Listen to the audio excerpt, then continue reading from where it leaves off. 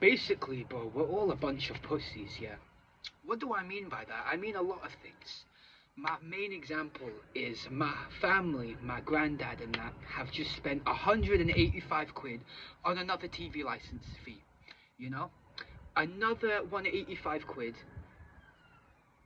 that taken from a fucking pensioners fund to fund the BBC, the biggest prolific pedophile cult since Epstein, assuming they're not connected anyway, bro. And in my opinion, if you don't know any better, it's all well and good. If you genuinely think the BBC is a well-respected company, then that's fair enough. But most of us, we are very awake to this shit, but we still comply, and we still be like, oh, these people are evil, but we'll give them the money anyway because, like, what else are we gonna do?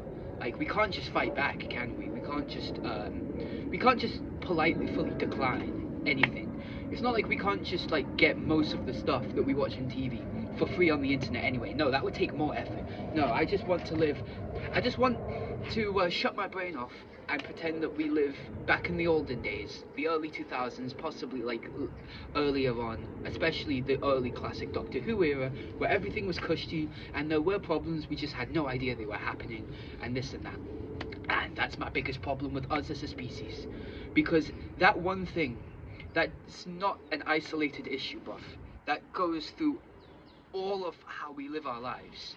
The way we pay taxes for our taxes to be spunked when we ourselves are working multiple jobs. Not me right now. I've been trying to get a proper job. I just have one part-time, which I got completely by myself. No thanks to the job centre, just so we're clear. But anyway, buff. The point is, we have a choice. Either be unemployed and broke and basically starve if we don't have family to go to, which there are a lot of people in that circumstance, or we work our asses off for a place that we can't even spend time in, we can't chill in, and every aspect of our lives is going through the roof in terms of cost of living already. But now we're getting taxed for everything. And where's it going? I don't even want to think about where it's going. I know at least some of it is going to an Israeli Gaza bombing. I know at least a part of our taxes fund that shit. I know we might not send money to Israel directly, but we're still helping them with military, aren't we? So, end of the day, it just doesn't really matter. And like I've said before, some of the jobs themselves, some of the ridiculous expectations they have to put on you, both for people in higher level positions and lower level positions. I guarantee you, even though I don't blame immigrants for coming over, the fact that they're in such a desperate position means that there will always be an employer getting away with these shitty payment circumstances. And what the most heartbreaking thing about all of this is through every aspect of disrespect that the powers to be place on us, at the end of the day, there's less of us. There's less of them and more of us.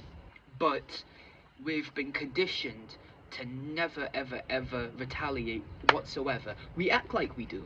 We'll put up a big talk, but when the circumstances are actually dire, you'll notice that we will more happily comply than not. Digital ID was the first time that we've actually stood together as a society and not cowered in fear. And it is a start, but again, false sense of security. They're going to bring it in through the back door. And more importantly, I met more than enough people who were compliant with this shit to begin with. Like, that's what really fucked me off. And, bruv, it's just like, it's a conspiracy thing. We're living in a conspiracy, bro. Everything that we know to be true nowadays, at some point, was a conspiracy. If you would have told me 10 years ago that there's a private island where every celebrity you've ever looked up to ever goes to compete in who can be the biggest degenerate in these humiliation rituals, I wouldn't have believed you. If you told me P. Diddy was up to no good to that extent, I might have believed it to an extent, but only in the sense of like it makes for a funny joke. I would have never actually wrapped my head around some of the horrific details that are going on in society. And I feel like, as I've said before, people know this, but they pretend not to because it makes for an easier life. Because again, we've just been conditioned to believe that we have no power. We have all the power. We've always had the power. It all starts with saying, fuck this. It all starts with pointing things out and broadcasting it. Everyone has the power to do this. And for some, if they really speak their truth, they will have to go through a lot of shit as a potential consequence. Because again, the system doesn't reward honesty, it doesn't reward rebellion. But that's unfortunately just life, man. Me, I don't claim to have all the answers, but I know a thing or two, and I don't have a lot to lose in terms of careers anyway, so why not just say it, bro? Worst case scenario, no one watches this video, that's perfectly fine. Funnier case scenario is everyone watches it and I get branded as crazy.